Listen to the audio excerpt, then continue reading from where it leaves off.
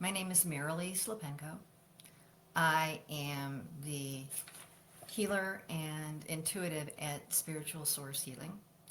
And I also run the podcast Spiritual Journeys with Merilee. We have had 3 podcasts, and in that time, I realized I really hadn't told my story.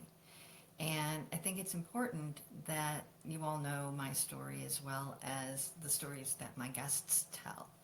So I'm just going to start kind of at the beginning, and we'll see how we do.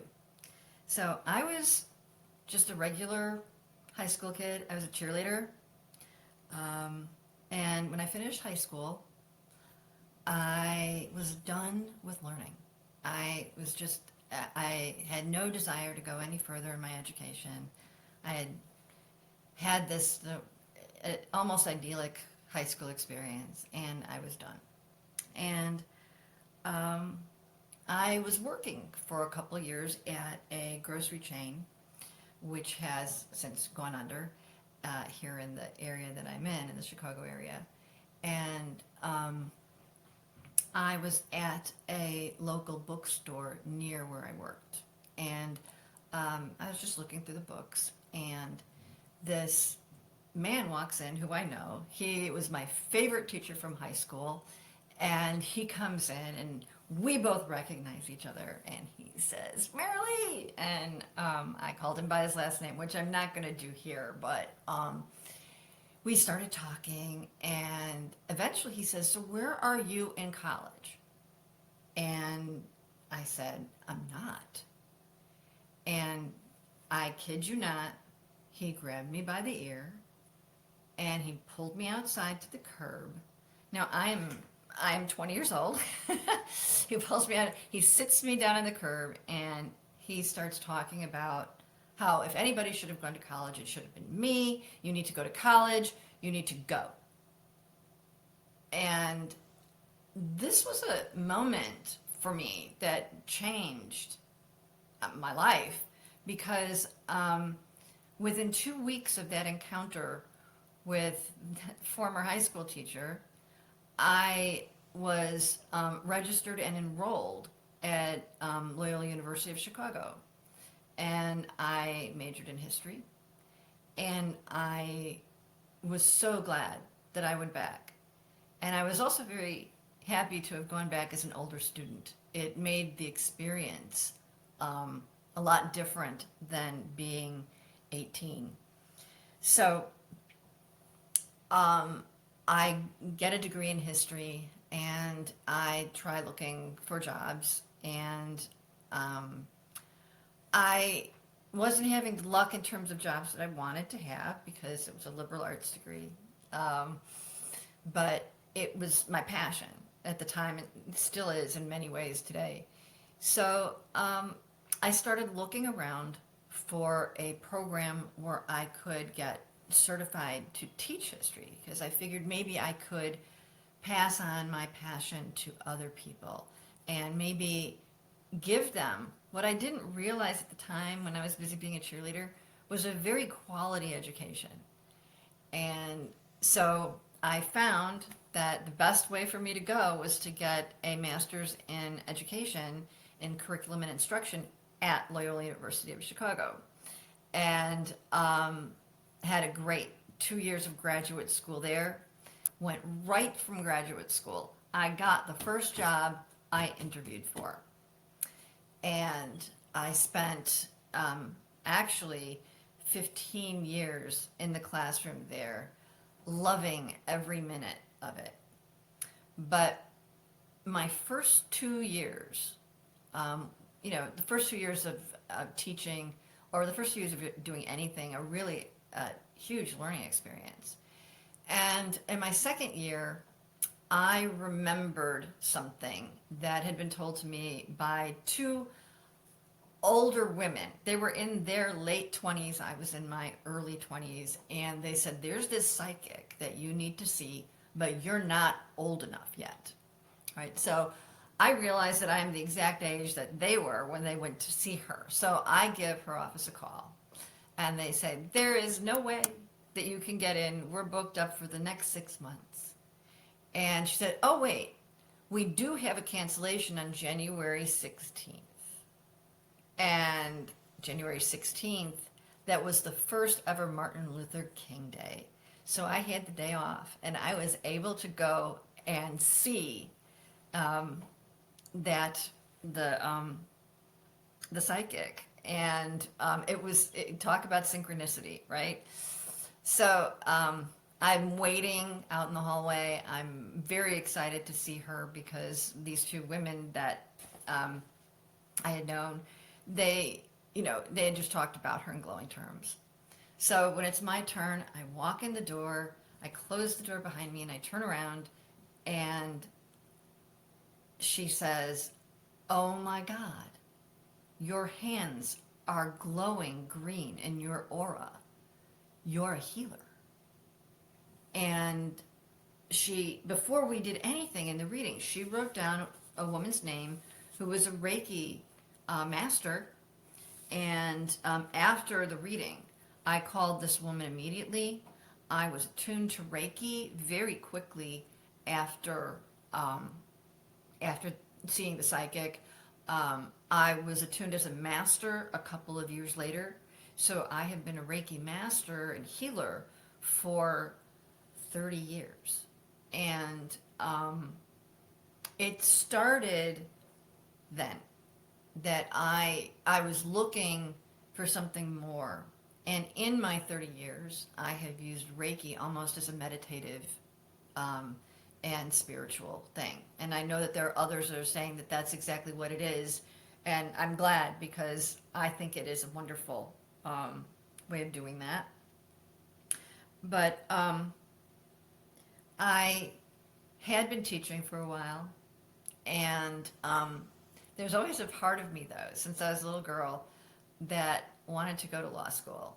I know, cheerleader, law school, spiritual intuitive. Okay, so these two young people that I'd been teaching in U.S. history, because I had to teach the Constitution, and they knew me, and I had probably said multiple times that I always wanted to go to law school. So they come in because the year that this happens, the ACT is not free in the state of Illinois. You had to pay for it. But these two young people, they did not have the money, and they were applying for the financial aid for it.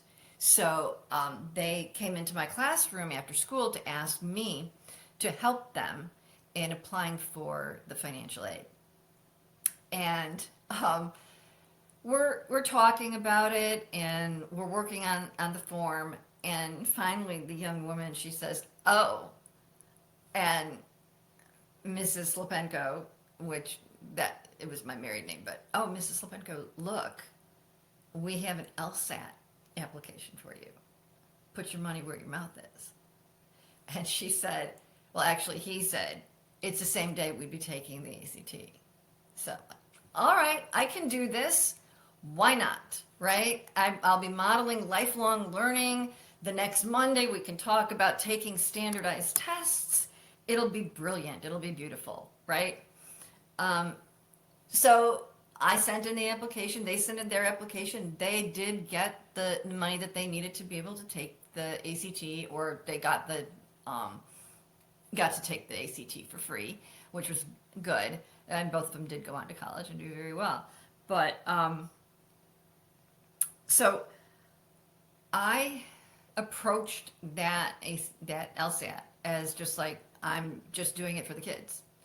So I ended up scoring high enough on the LSAT with no preparation to get a scholarship to John Marshall Law School, which is now University of Illinois at Circle Campus, Chicago Law School, or UIC Law.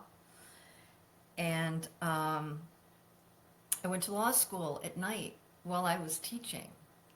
And it was amazing. It was absolutely amazing to go to law school.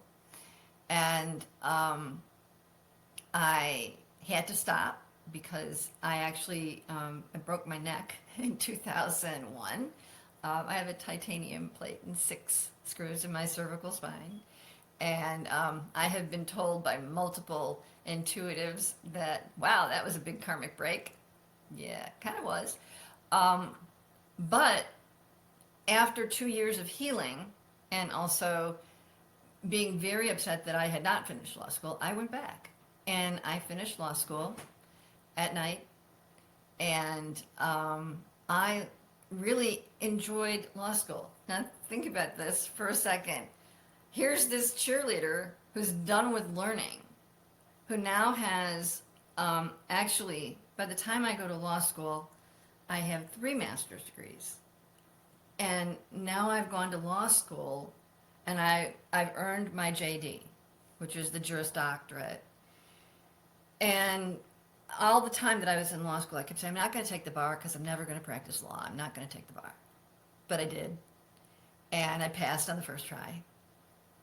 And I practiced law for a period of time that I realized that as much as I could practice law and was good at it, I really enjoyed law school better than necessarily being in the courtroom. So I continued to teach. I did change levels. Once I had my law degree, I was able to teach college, and I did start teaching college at a local college here in Illinois, and I was teaching law for paralegals, which is basically law. But I had an experience that led me to look for more teachers in my life. I had lost my Reiki teacher. I couldn't find her. I believe she changed her name. I don't know.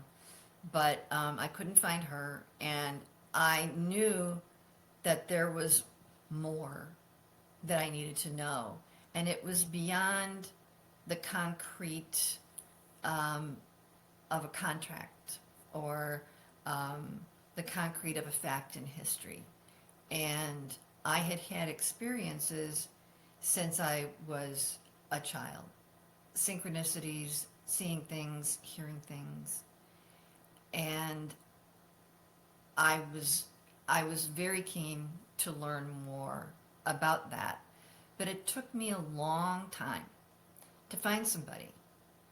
And in between that time of finding a new, of losing my teacher and then seeking out a new teacher after law school, I had a near-death experience that pushed me to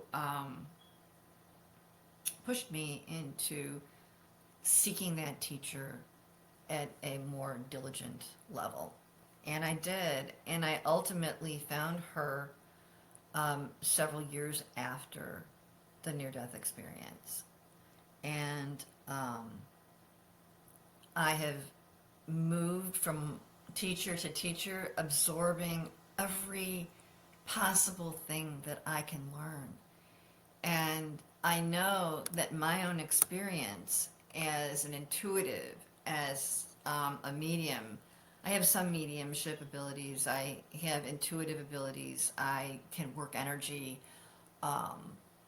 I know that I needed training with some of it, but some of it had been there because I had been experiencing a number of things since before I was a cheerleader. So I am a healer. I am an intuitive. I am a psychic. I am spiritual. I follow that path, and I'm connecting with people here on spiritual journeys with Merilee in order to form community, connection, and empowerment, and for people to see that they're not alone. And so I, having lived the life I've lived, have a lot more to say. But I am a healer. I have healing hands. And